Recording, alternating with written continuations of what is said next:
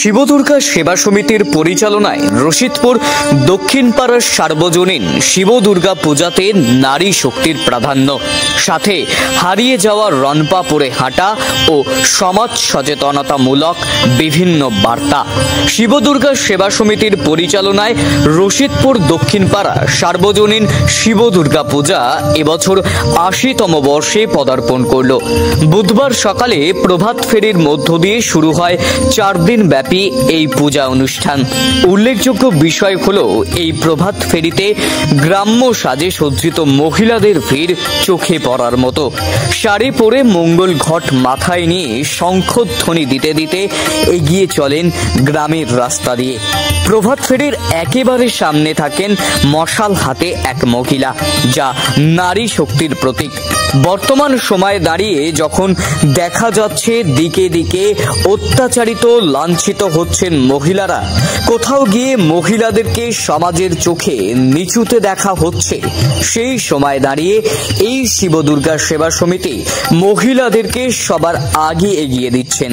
সমাজে বার্তা দিতে চাইছেন মহিলাদের অসম্মান নয়, সম্মান করতে শেখার এবং নারী শক্তির ক্ষমতা সম্পর্কে সকলকে জানানোর। নারী শক্তি ছাড়াও প্রভাত ফেরিতে চোখে পড়ে প্রায় হারিয়ে যাওয়া রনপা। তার সাথে এই প্রভাত ফেরিতে চোখে পড়ে সমাজ সচেতনতামূলক বিভিন্ন বার্তা। এই ৪ দিন ব্যাপী অনুষ্ঠানে আবৃত্তি প্রতিযোগিতা থেকে অঙ্কন প্রতিযোগিতা, যেমন খুশি সাজু সহ আরো নানান রকম অনুষ্ঠান অনুষ্ঠিত হয়। তার সঙ্গে হয় একটি যাত্রা পালাও। সব মিলিয়ে এই সেবা সমিতির আয়োজন এলাকার মানুষের নজর কাড়ে। এই শিবদুর্গা সেবা সমিতির সদস্যরা কি জানাচ্ছেন, চলুন আমরা শুনে নেব।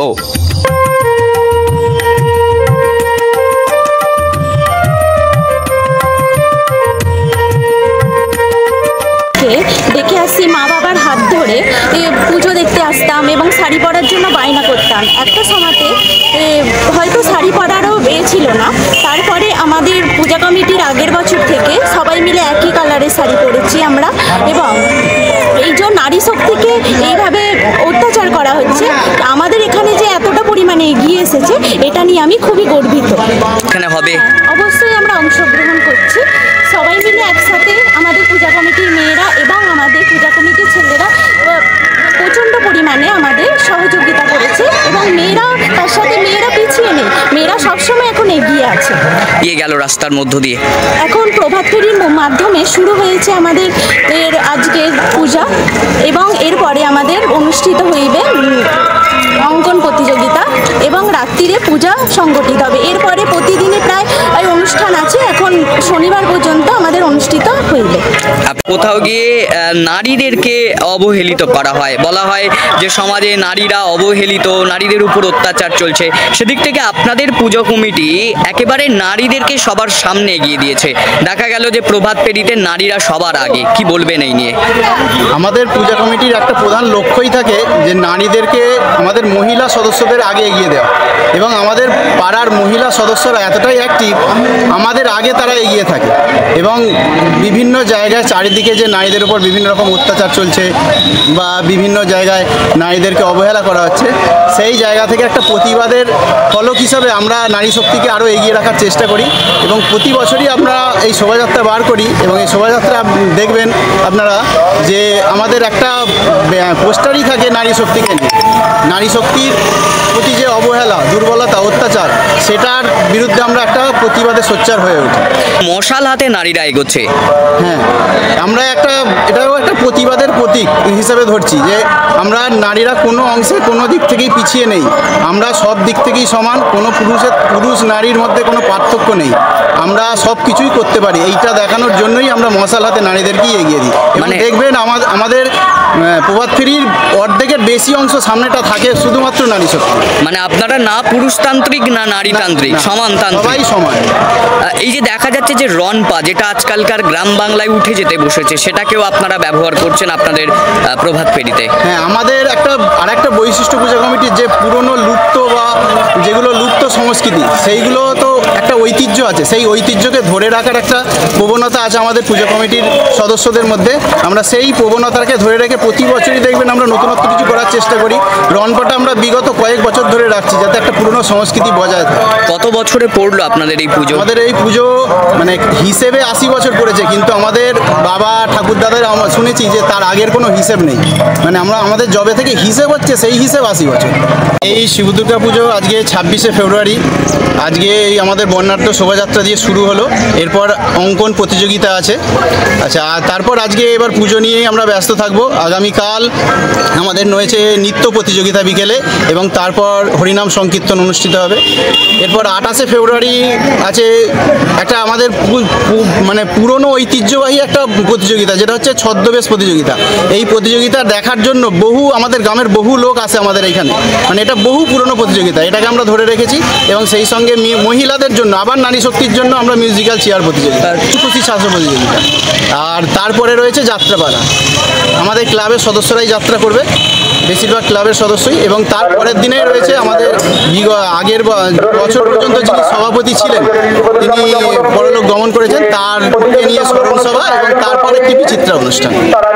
এই যে আপনাদের শিবদুর্গা সেবা সমিতির আয়োজনে শিবদুর্গা পূজা অনুষ্ঠিত হচ্ছে, কত বছর ধরেই পুজো অনুষ্ঠিত হচ্ছে? এটা 80 বছর আমরা বলছি, কিন্তু আরো বহু পুরাতন থেকেই আসছে। এখানে যারা পূর্বপুরুষরা আছে, একসময় এটা একটা চালা ছিল, তারপর আস্তে আস্তে এখানে সহযোগিতা বা এটা একটা, এই যে আমাদের এই যে অনুষ্ঠান, এটা একটা গ্রামীণ বা বিভিন্ন গ্রামকে নিয়ে অনুষ্ঠানটা হয়, দল মত নির্বিশেষে সকলেই এখানে উপস্থিত থাকে, এবং একটা প্রীতিপূর্ণ উৎসব বলা যেতে পারে। তাই এটা 80 বছর আমরা বলছি, কিন্তু এটা 80 বছর অনেক আগে থেকেই এটা অনুষ্ঠিত হচ্ছে। এত বছর ধরে পুজো দেখছেন, একসময় কি মানে যে নবনির্মিত মন্দির, সেই মন্দির ছিল, নাকি একসময় অন্য কোনোভাবে শিবকে আরাধনা করা হতো? এটা আগে একটা ঘরের ঘর, তালপাচার ছাউনি মাটির ছিল প্রথম অবস্থায়, আস্তে আস্তে এটা ডেভেলপ করেছে। এখানে গ্রামের মহিলারা সহ কি অন্য গ্রামের মানুষও যোগদান করে? হ্যাঁ, এটা শুধু আমাদের না, এখানে রশিদপুর অঞ্চল, বাইরে আরো অঞ্চল থেকে এখানে লোক সবাই আসে, এবং এরা খুব আনন্দ সহকারে অনুষ্ঠানটা এরা দেখে। এবং এখানে কোনো জাতিভেদ নেই, সব জাতি আমরা এখানে অনুষ্ঠানে যোগদান করার জন্য অনুরোধ করি। মানে সম্প্রীতির একটা বার্তা দিতে চান কোথাও গিয়ে? হ্যাঁ, সম্প্রীতির বার্তা দিতে চান। বাচ্চা মানে আমরা সকলে একসঙ্গে একটা আছি, এটা একটা আমরা সকলকে জানাতে চাই। এই যে বিভিন্ন জায়গায় দেখা যায় যে পুরুষরাই অনুষ্ঠানের একেবারে সামনের দিকে থাকে, কিন্তু এখানে দেখা যাচ্ছে নারীরা অনুষ্ঠানের একেবারে সামনের দিকে মশাল হাতে এগোচ্ছে, কিংবা হাতে বরণ ডালা বা তাদের শঙ্খধ্বনি তারা করছে। এই যে নারী শক্তি আপনাদের কাছে এগিয়ে আসছে, আপনাদের এই উদ্দেশ্যই কি ছিল যে কোথাও গিয়ে নারী শক্তিকে এগিয়ে দেওয়া? নারী তো জীবনের সবচেয়ে বড় শক্তি, এরাই তো জীবনের প্রতিষ্ঠাদাতা। এবং আমরা শুধু আজকে নারীদের উপর দায়িত্ব দিয়েই তো আমরা সব কিছু অনুষ্ঠিত করি। এবং আজকে সমাজ ব্যবস্থায় তো যদি দেখা যায় নারীরাই তো এগিয়ে আছে, সে তো নারীতে যদি আমরা তাদের সম্মান না দিই, তাদের যদি সামনে এগিয়ে নিয়ে যায়, তাহলে দেশ কিন্তু কোনোদিন প্রতিষ্ঠিত হবে না। এই যে একদিকে দেখা যাচ্ছে যে নারীরা রয়েছে, অপরদিকে দেখা যাচ্ছে আপনারা সমাজের উদ্দেশ্যে বার্তা দিচ্ছেন। কখনো দেখা যাচ্ছে সেফ ড্রাইভ, সেফ লাইফের বা একটি গাছ প্রাণ ইত্যাদি নামক বিভিন্ন পোস্টার পড়ছে। মানে এই যে শুধুমাত্র যে পূজা অনুষ্ঠান তা নয়, অন্যদিকে সামাজিক অনুষ্ঠানও বলা যেতে পারে। শুধু আমরা পূজা অনুষ্ঠানের মধ্যে সমাজে যে সকল বাধা নিষেধ বা যেগুলো প্রতিষ্ঠিত করতে গেলে মানুষকে জীবনযাপন করতে হয়, এবং যেগুলো আজকে সমাজে বিভিন্ন অ্যাক্সিডেন্ট হচ্ছে ছোট ভুলের জন্যে, বিভিন্ন প্রবলেম হচ্ছে, এইগুলোকে আমরা মানুষের কাছে তুলে ধরছি যে এইভাবে যদি আমরা এগিয়ে যাই, তাহলে আমাদের সমাজে যে বাধা বিপত্তি আছে সেগুলো একটু দূরীভূত হবে।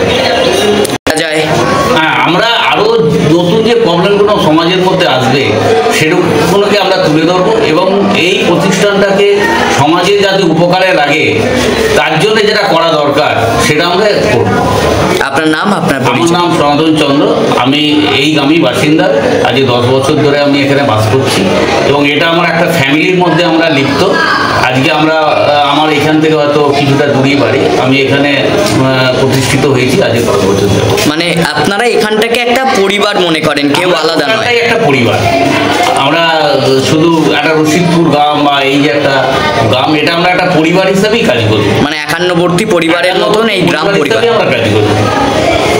আজ 26শে ফেব্রুয়ারি রশিদপুর শিব দুর্গা সেবা সমিতির পরিচালনায় আমরা এই পূজাটা অনুষ্ঠিত করছি।